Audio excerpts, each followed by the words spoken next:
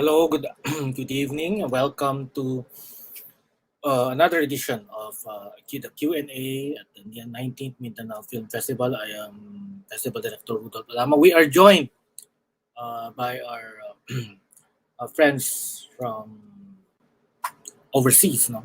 Um, we have Dear Father by Jonathan Lee. Jonathan Lee is joining us. Family Photo by Maulana Arga. Inheritance by Lanka Bandaranayake. The Age of Remembrance by Akbar Rafsanjani. Hello, I am joined by Jonathan Lee and Saskia Noor Angraini.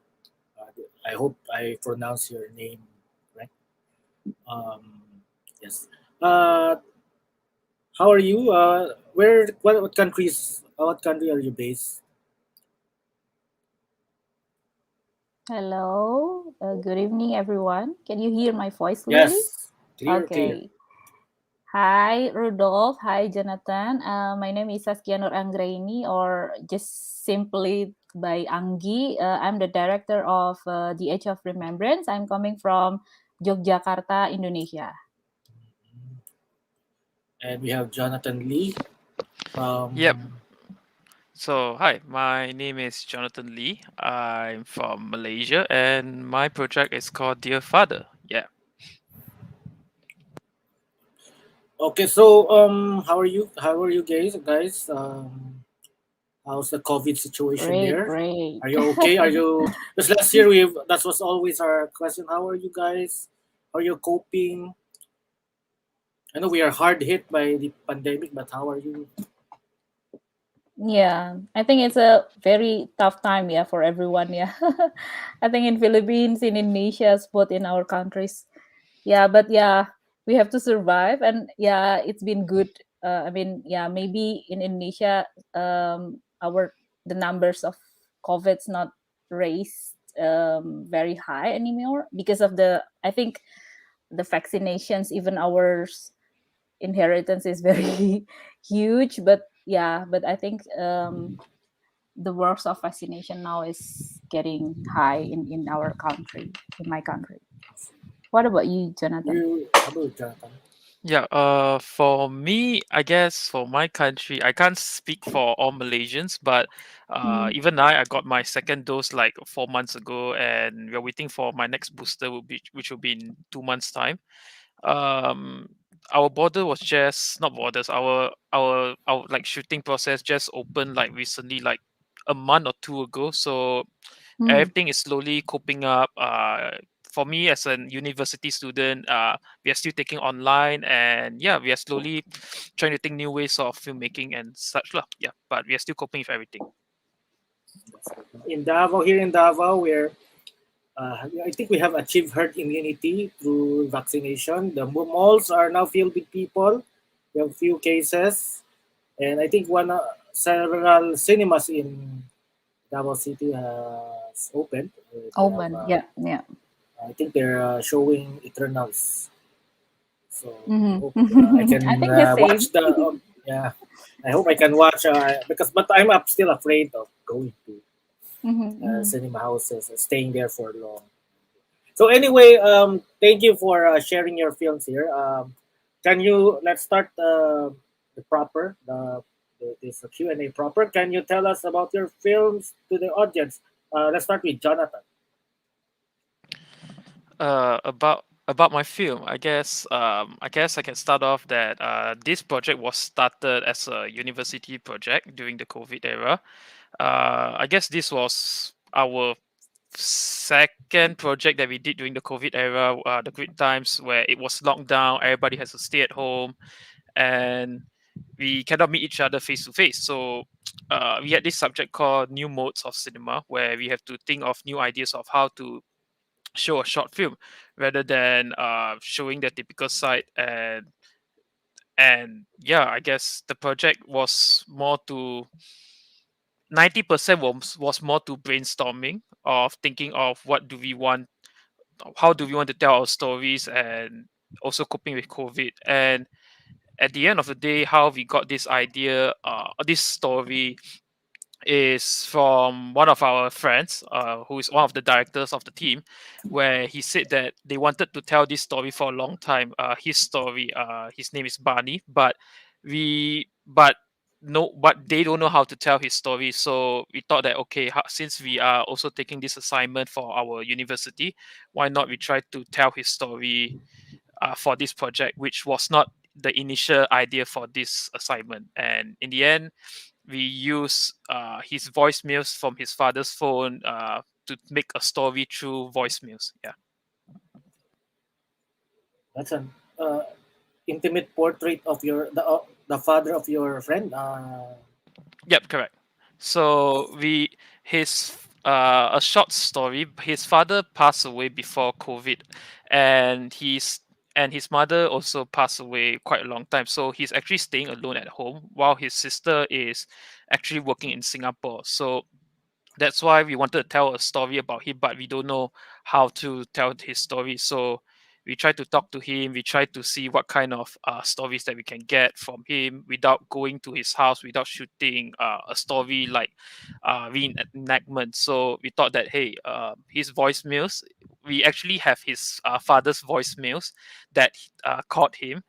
3 years of his voicemails, and I tried to listen to every voicemail, and I felt like there was a similarity of the voicemail which the father would always ask, have you eaten, have you eaten, have you eaten? And for a Malaysian culture, I'm not sure about other countries, our parents would actually Yeah. uh, they can't express their love like say hey, I love you son, not like the westerners cultures, but in Malaysia, our parents will always use love and care to by telling The like, "Have you food. eaten?" Yeah, about food, like even cooking. To tell if your parents fight with each other, they won't say, "Hey, I'm sorry," but they will just cook a meal and just say like, "Hey, just come down and eat." But they won't tell you, say, "I'm sorry" or "I love you." So we thought that hey, this story is actually kind of resonate with a lot of people. So why not we tell his story through the voicemail of his father asking, "Have you eaten?" And that's where the story starts, lah. Yeah.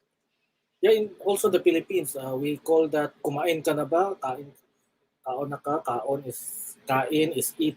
That's always I always also remember my father when I arrive home from work or from school. Oh, kumain ka na? Have you eaten?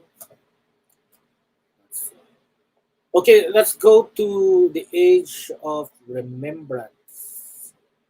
It's by Sasya Kur Mangrani. It's about the Malaysians in Indonesia. Mhm. Yeah, because Jonathan started from the COVID story, and also the background of Yeah, he made the movies. I will start as well with the background, because this is actually the story of my grandfather who died before I was born. And because of the story, actually, I already, how to say, I already want to tell this story a long time ago, but I didn't know how to tell the story because I didn't really get the story. You know what, like my mother always said like, oh, you really like my grandfather, and because you like history, you like looking for others people and give the comment to others people. And then I just know that. But then when I'm going to Malaysia before the pandemic in 2019, because my relatives is actually separated in both in Indonesia and Malaysia. There was Malaysian Indonesians living in Malaysians, and then my grandfathers actually built the party, the movement party about Indonesians movement in Malaysia, and it was before the independence, so I didn't know about the that. independence of Indonesia or the The independence of Yeah, Malaysia. the both before the independence of Indonesia and Malaysia. So it So was 1940s, like 30s, like that. yes, Because yes. Oh Indonesia was no, independent. but then Indonesians, like Indonesians fully Indonesian was independent. Yeah, Indonesian fully independent is at 1949, 49, and they held on 19 the movement itself is called Persatuan Indonesia Merdeka, or Indonesians Free Associations. It's built on the 40s, until in 49. So until the Indonesian get the fully independence. But it never told in Indonesian history. So I'm digging up the archive, and surprisingly, the archive is found a lot in Malaysia. But then COVID happens, and I apply actually this story to Indonesian's government. They tell that, oh, this is a story, actually the personal story about me and my grandfather, but this is the story about the minor history of Indonesians and Malaysians relation story. And I got the support from the government on the pandemic. That's last year, 2020. But then the border is closed, right? At that time, the border is closed, so we never the COVID numbers is very high, so I cannot going anywhere. Even because I was born in Jakarta and I'm living in Yogyakarta, it's like 8 hours by car from Jakarta. It's I cannot go to Jakarta because of the COVID. So all the things that I made in this film is from the archive that I have from Yeah, the my pictures, the old pictures. grandfathers. Yeah, all the So old she has so pictures. many old pictures in Yeah, the the thing archive. is that So I he's a saw the good old pictures. archiver. Yeah, Always but there's right now we have so many pictures on the Facebook, but the old the ones before us they the old albums, yeah, archives. they put the photo album like in my Mhm. background. Actually, it's all coming from his archive.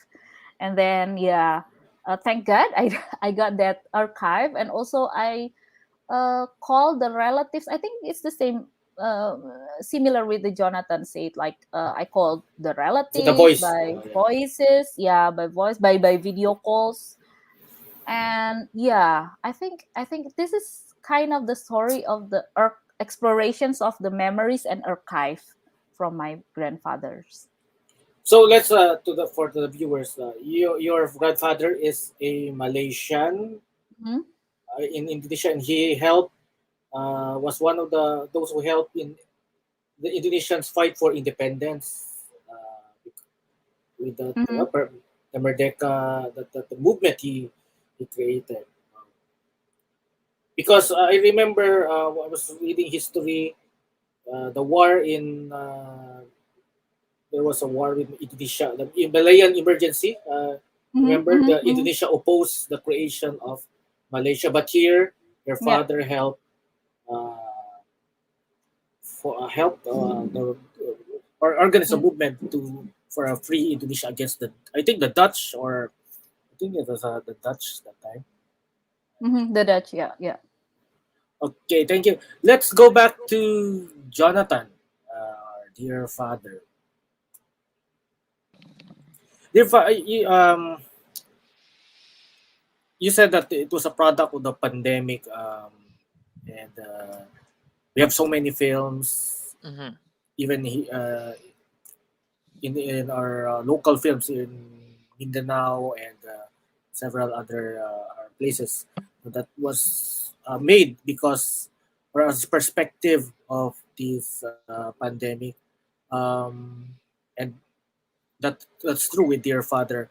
Um, Aside from the pandemic proper, what the effect of the pandemic? What was the creative or challenge you had in making that film?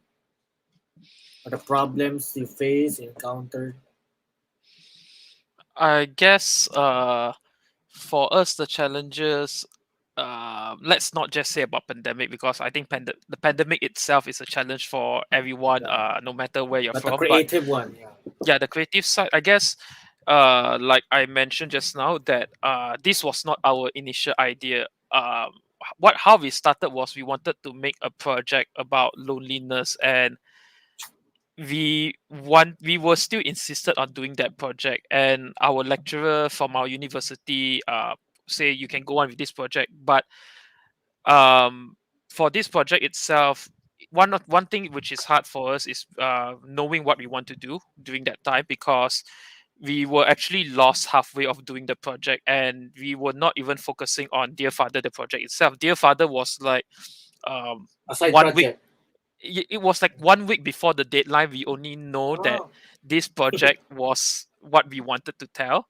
And I remember during that time, not blaming my lecturer, but I remember that time he said that our idea is not that strong enough, and he said that About your dear father, about the Dear idea Father of it. itself. And during that time, my team were very, very depressed and have some mental, Discouraged. yeah, were discouraged about it.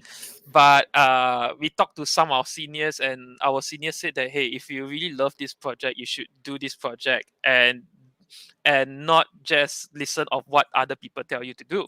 So in the end, we told our lecturer, say we insisted to do this project, and we insisted to do this project, and we got the idea approved like 3 days before the deadline itself. And at that time, we were worried that we might not able to finish the project in 3 days. I remember we told him to record a footage of himself at the end and asked him to Yeah. send all his photos and voicemail to us in Google Drive. And we started editing the next 3 days without stopping. So I won't say COVID is a big problem for us, but knowing what we want to do was knowing what we wanted to tell is also hard. And for me, I guess I can't say for my other teammates, but for me, the hardest challenge for me was part one, where there was 300 voice notes to listen, voicemails from the phone that So the father had. Yeah, you have to 300. curate it for.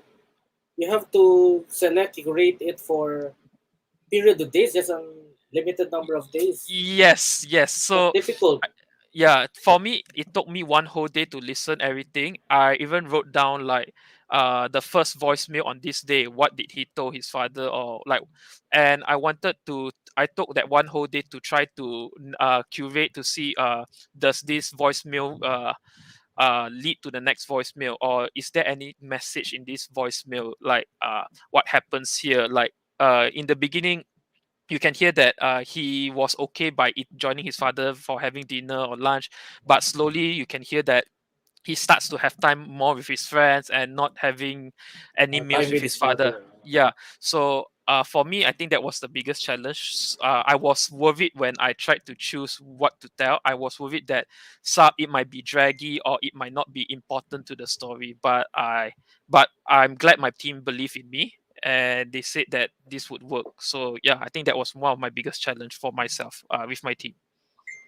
You said that one of your lecturers said discourage you. Yeah. When he saw your film, what was his reaction? His reaction, man, that was funny. But his reaction, even though we didn't won any prize for our university, he said your product, it's your film, it's a good film at the end, but it's not a good process that you guys have of achieving to that film lah, because the other So teams were rushing. able to, yeah, we were rushing also, but the other team had a great great process of brainstorming, discussion, experimenting on how to tell stories. But for ours is like the end product was good, but the progress on getting to the story wasn't that good itself. But he was also one of the lecturers that pushed us to submit our film to film festivals itself. You're lucky because you stumbled on a great story. A great Yeah. story will really, no matter how challenging it will really rise. So, so after that showing in your university, where did you pass it? Where did you submitted it? Aside from here, Mindanao Film. How did you discover Mindanao Film Festival? It was also by the lecturer, the same lecturer that discouraged Oh, us. But I have to thank that lecturer also. I remember when we did the project last year, my team and I were not really proud of the project because it was only 3 days that we had to do, and there was no single cent that we spent on this project. Maybe the single cent we had was to treat him food lah for lunch, but we did not spend a single cent, and we were a bit worried that people did not like the project because it was not a documentary that people would see before. Because when someone thought of documentary, they thought like, okay, we're gonna follow the person, we're gonna know his story. But for ours, we just use pictures. Um, yeah. we only had the pictures the and voice. voicemails. Yeah, and voicemails only. And the picture was limited. We only have like 12 or 13 pictures, and we didn't know what to do. So in the end, when we finished the project, we were not really we didn't even think about this project going for film festival. We just thought of this project of just as an assignment to hand in and just to quickly finish That's it. a school report, Yeah, just a a school school report. project. Yeah, but this year I think around June, July, the lecturer messaged me and said, I think your project has potential to go to film festivals. And I was a bit worried. But in the end, I just submit it because there's no risk, right? It's not like if I submit it, I'm gonna get murdered or assassinated. So, um, this festival Mindanao is our fourth film festival. Where Currently else? traveling. Where did you, aside from the Philippines, where did you Last week submit? we went to Jogja, Jogja Film Festival, Sure. and last 2 months was Uruguay, and the first film festival was in Malaysia. Yeah, mini film festival, which is in Sarawak. Yeah, That's great. yeah. When your friend, when he saw it, what was his reaction? The son Ah, the son. During that time, he and the didn't family. know. Yeah, he didn't know what was the project about, and he thought that we're gonna do something cool of his project. So when he watched it, he didn't know how to feel because he just like, oh wow, this is something different. But after he said he had the same reaction as me, like 1 year later when he watched back the video, he started to understand what it meant, what how the video means to him. So when I watch it, I even watch it back when this video was posted in Mindanao YouTube, and when I watch it back, it feels different compared when the first time when I did the video itself. So you, before you, the Mindanao Film Festival, you re-edited, you polished the film. It Yep. was different from the one you submitted to the university. Not really much different. Just the subtitles part only. That's all. Mm, thank you. That was a good story, no? Thank you. Okay, to the age of remembrance. Um, uh, Same question with Jonathan. Mhm. Aside from the pandemic, what was your challenge in making the film? Okay. This is because it's the story. This is kind of the personal story, back to back with the somebody story, right? Like I always think that, oh, this is about my grandfather, but then I think I changed my mind 4 times, 5 times before I end up with this kind of approach. It was before, okay, this is the story just about him, but then I think, okay, I cannot just let him just be him in this story. I have to put my perspective, because I never see him. Like, he died before I was Yeah, born, and I didn't know what is about him. So I think, to make a contemplative. I don't know. I don't know what is it called, but I think first thing, like, this is just the objective story about him. But then I realized, okay, the pandemic happened. I cannot go um, further my home, and then I think about, okay, this is have to be explored in me and my home. And then I decided to involve my mother to told about this story. And then I also put my personal, how to say, like, my personal letters for him. Like, it's my longingness to want to see him, but I want to know more about him. This is not just about the history, but this is also about your the, family. yeah, like my How old family, did he my die? longing. How old was he when he died? When he died, I think it's 50 something when he died. 58, I think, before his 60s. Yeah, I think so, like that. So I think, okay. I think at the last last stage, I remember maybe I should wrote a letter about him, to him. Yeah. In this movie, so I made the first time kind of the hello, my grandfather, hello Dato. I never called him Dato before because I never see him. So I just known that Malay culture call grandfather with Dato, and I didn't have Dato. in my life.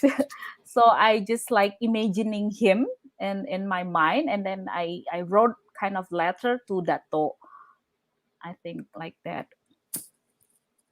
Um, when you made that film, you discovered your grandfather because the materials. What made what characters or traits did you see that you inherited from your grandfather that he's that you see in that you see in him, you know, that Mhm, mhm, mhm. you have in you. Yeah, that's actually the first encounter or the first entry point. Yeah, when I'm telling this story, the first entry point is I'm talking about how look like I am with him, because my mom always said like, oh, you always very look like my father. My mom always said like that, and I wondering kayak who's my grandfather. I didn't know him. I didn't know what he's love. But then I realized from this film, or from the exploring his archive and knowing him, trying to knowing him more, I think we share some similarities. Like first thing is about how we love about history and the true story of our country. It's because in the last film, when we watched the propaganda Indonesian's propaganda film, it was very popular in Indonesia, and it was used by the New Order era to claim the human rights violations for a long time ago in the era of Suharto. 32 years we are in silence in 32 years. But at that time when he was died, he tell to the friends that's in the same room at that time, said that, oh, this is not true about this film. So I think we share some similarities, same similarities about looking our country. That's the first thing. And then the second things, like I always, how to say, I always admire Benedict Anderson's thinking, and how um, he reflect about the imagine community, and how actually the nations before it's actually being colonialized. And I try to identify what actually he was thinking with what I am thinking. Yeah, I think it's kind of the I try to find his similarity and his interest. And also I also curious about why he made the Indonesians free movement in Malaysia, and why the party is built in Malaysia. And with this film, this understandable, because actually at that time all the colonialized country, I think it's including Philippines, um, have their anti-imperialism thoughts at that time. I think it's the time of revolutions here in Indonesia. Mm, and it's all over the colonialized country in Southeast Asia. So I always admire with the thinking of anti-imperialism and nationalism between and the concept of Nusantara, the concept of that we are actually in the same how to say, in the same cultural ethnicity, and before the nation, yeah, we are Before colon. colonized, yeah, before the colonized. So I think it's just scratch around on my head, and then I think I found out from him, then I put it on the stories, on these movies. How is the Malaysians in Indonesia? How are they treated? Are they uh, okay? Are they is there good relations between people living and also the host of the people host country? You mean like right now, or Yeah, right now. mm. That's also the interesting story because I put it on my introduction before when I apply for the funding. Yeah, because Indonesians in Malaysia, I think, is on love-hate relationship. It's always on love-hate relationship.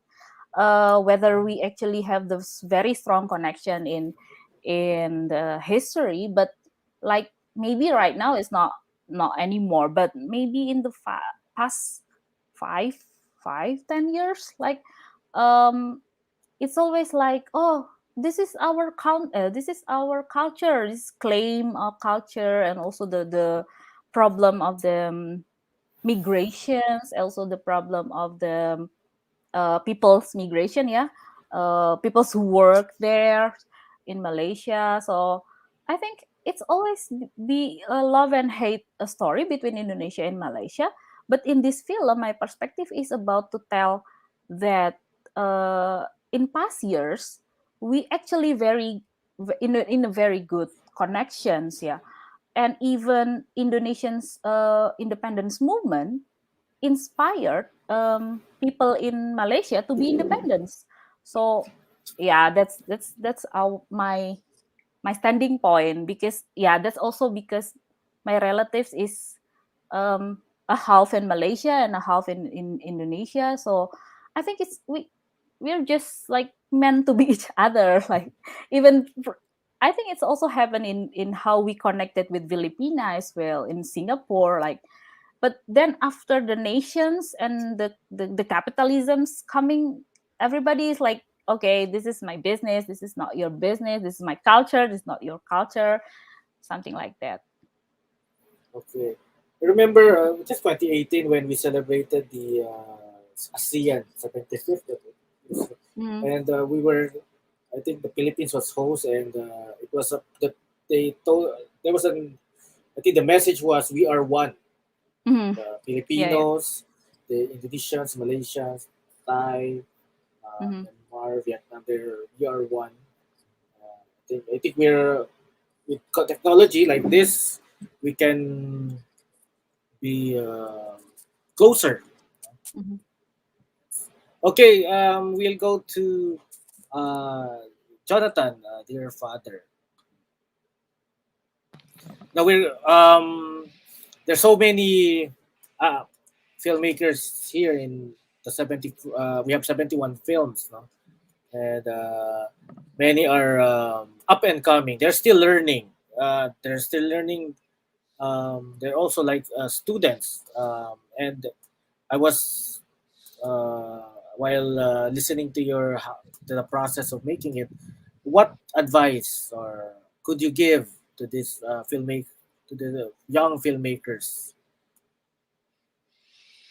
Uh, Based on my dear father, I learned two things. That in this project, number one is that there are so many stories to be told.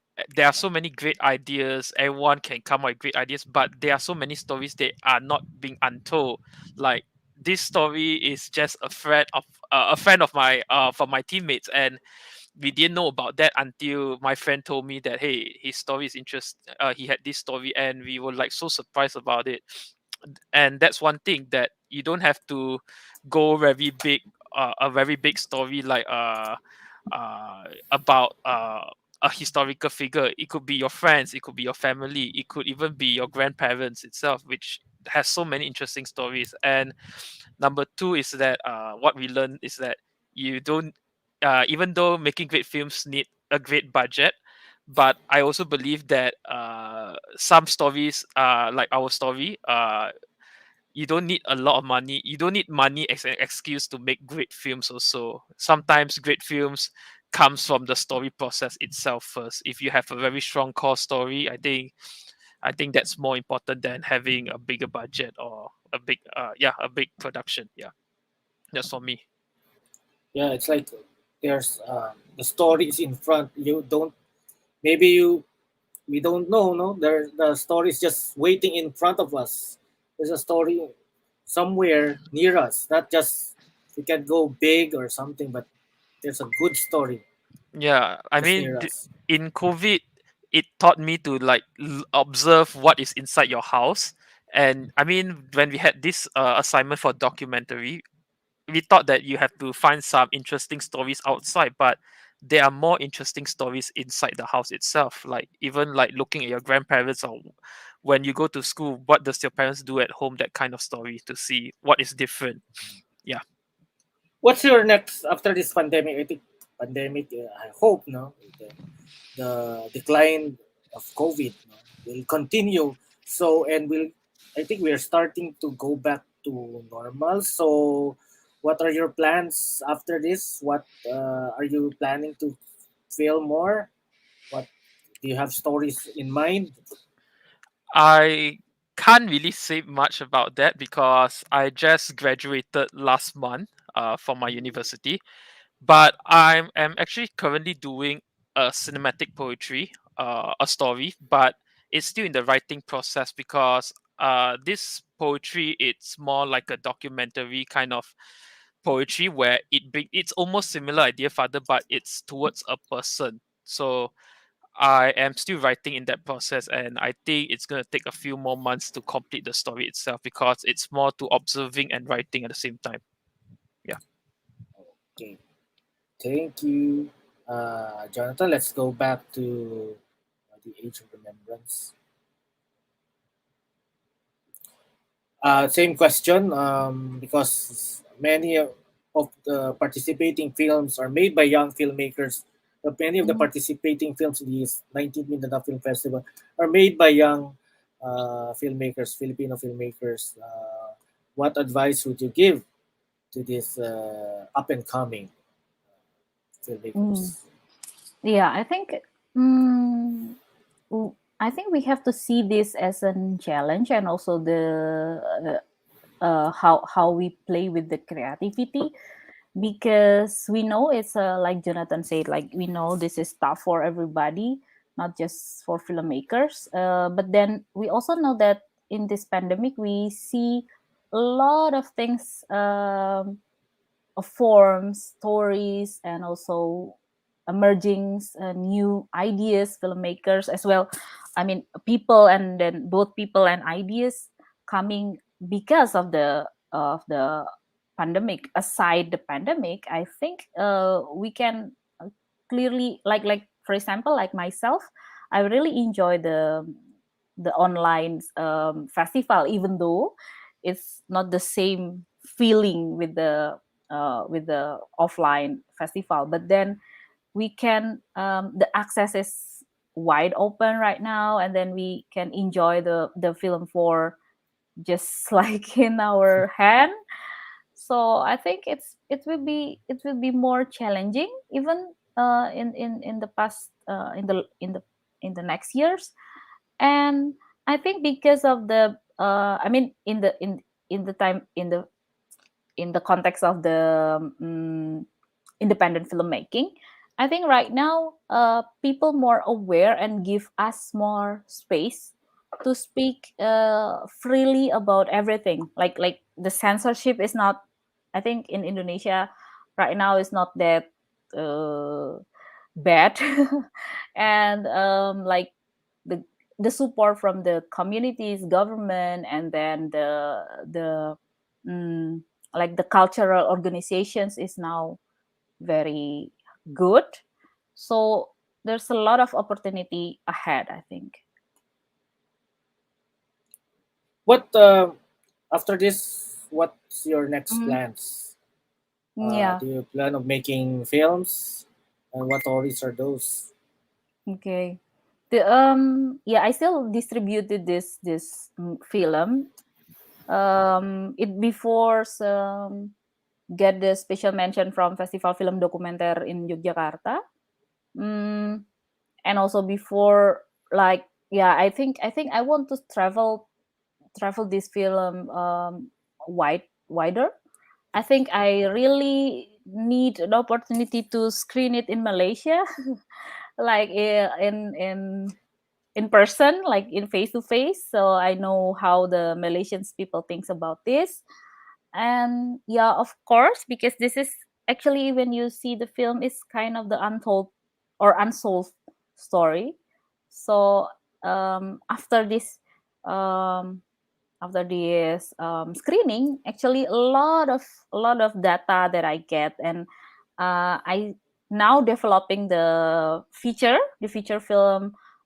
It's more about that we talked before, more about the anti-imperialism spirit, the the one nations, and but it's still on the very early stage, so I cannot say much.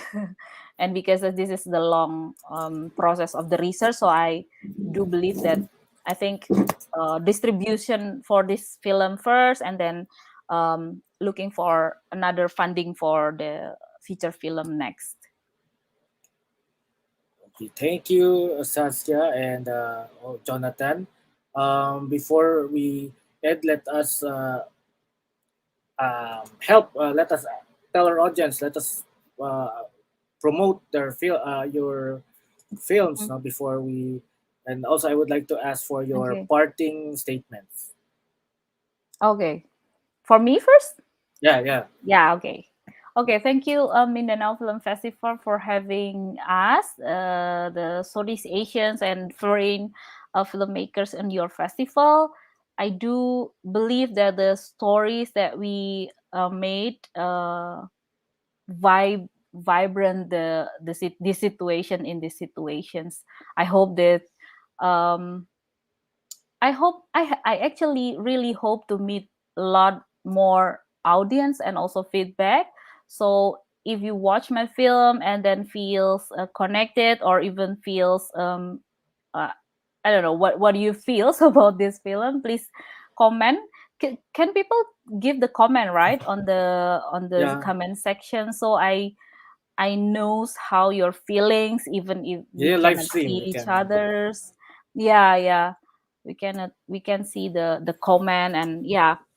Please watch all the good movies curated in Mindanao Film Festival. Thank you for having us. Thank you, Saskia and Jonathan. Parting statement and help us our audience to promote your film. Like the same also. Thank you again, Mindanao Film Festival, for giving the opportunity to show my project in the Philippines and the worldwide. I guess if you watch the film and you like it, or if any comments, you can leave it in Mindanao Film Festival's YouTube channel, and we are in Letterbox also. Recently by Jogja again. I really hope that the next time we will able to see each other soon, to meet the audience, to meet the filmmakers itself, and even meet the festival team for Mindanao Film Festival. Even though we are separated right now and we can only see each other pixelated and online, but I really hope that after COVID we get that same old emotions or feelings of meeting back each other again. So hope to see everyone soon again. Okay, thank you, Jonathan, and thank you, Saskia. Saskia is of Age of Remembrance, and Jonathan, dear father. Thank you. Thank you for sharing your films of different from different countries, but you were able to share your films. I hope your next endeavor, next projects, you will be able to submit it to the Mindanao Film Festival. Daghang salamat. Salamat. We have the same But salamat. You have also Yeah. thank you in salamat in Malaysia. What's the salamat? Is it selamat salamat? tinggal. Selamat Um, tinggal is goodbye. Yeah. yeah, thank you, thank you. Thank All right. Thank you. Okay, this has been another edition of the Mindanao Film Fest Q&A sessions with filmmakers from Malaysia. Uh, Again, the 19th Mindanao Film Festival is brought to you by the Mindanao Film and Television Development Foundation Incorporated in partnership with the National Commission for Culture and the Arts, the Film Development Council of the Philippines, the City Government of Davao Pasko Fiesta 2021. This 19th Mindanao Film Festival is an accredited event of the Davao Pasko Fiesta. And again, we have a spin-off event, the Metro Davao Family Short Film Festival, which will happen this December 24 to January 8. The 6 to 7 films are actually previews entries to the Mindanao Film Festival, and they are family centered and Christmas themed short films. I hope that you can watch them at the Facebook page of the Davao Pasko Fiesta. This has been Festival Director Rudolph Alama. Thank you and maayong gabi.